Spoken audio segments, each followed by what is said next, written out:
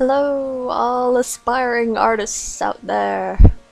This is Tori, or Tori Misu from DeviantArt, and a lot of my watchers have been asking me to do a pixel tutorial, and I was just thinking, hey guys, why don't you send me some? Like, come on, I'm not that great. I just need, like, I kind of need some resources.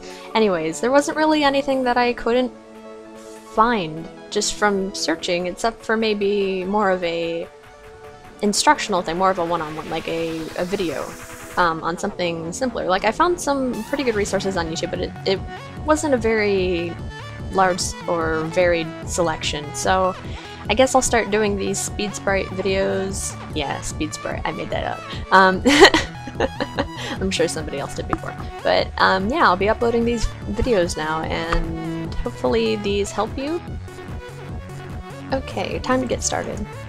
Alright, so I have my reference image here of the little jello thing, so I'm going to start by making a little, like, isometric-y box thing. So I use the line tool, and what I'm trying to do is I'm trying to get 1 by 3 pixel steps, as you see here. I do a lot of copying, reflecting, a lot of 180 rotations, like here. So I'm trying to make a rectangle cube thing. Here I'm actually rounding the edges because, like, jello is supposed to be perceived as not something that's, like, harsh. So I take this box and I will copy it, and now I will have my dimensions of the rectangle thing. So I'll draw the lines down there. Always zoom out and zoom in because, like, it helps a lot to see your image in in its actual size. Alright, so here I'm making the palette.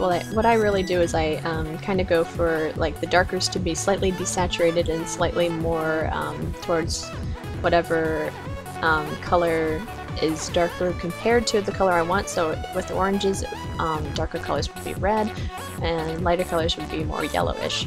So now I'm shading my box. I'm treating it kind of like a just a regular opaque box where the light source is coming from the top left. So the top is the lightest, the left is the second lightest, and the bottom right is the darkest. So the lines on the inside are obviously going to be lighter because, like, it's a very, very reflective surface that we're working with. So pretty much it's just a lot of judgment. So just judge how you want your image to look, and zoom out, zoom in a lot. I don't do that too much in this video, but it's a good technique. And so I thought that was good, looking at the reference image every now and then. And so now I'm using some AA. I will get rid of a lot of this throughout. This is, again, a lot of judgment. If you see something that looks wrong, you might want to change it. Right now I'm trying to make the top look a little bit transparent, because although the top part of the cube here is reflecting the most light, it still needs to seem like it's the same material as the rest of the jello cube. So use your references to your advantage, use your light source to your advantage, make the image. Don't copy and expect it to be perfect. Yeah, you gotta make some educated decisions.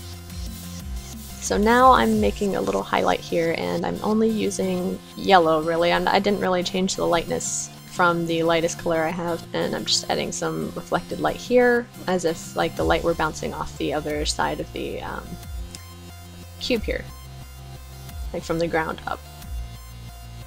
So yeah, and now I have my little reflections here. Now I'm making some last minute judgments, trying to fix anything that looks wrong, like that dark corner that I accidentally made.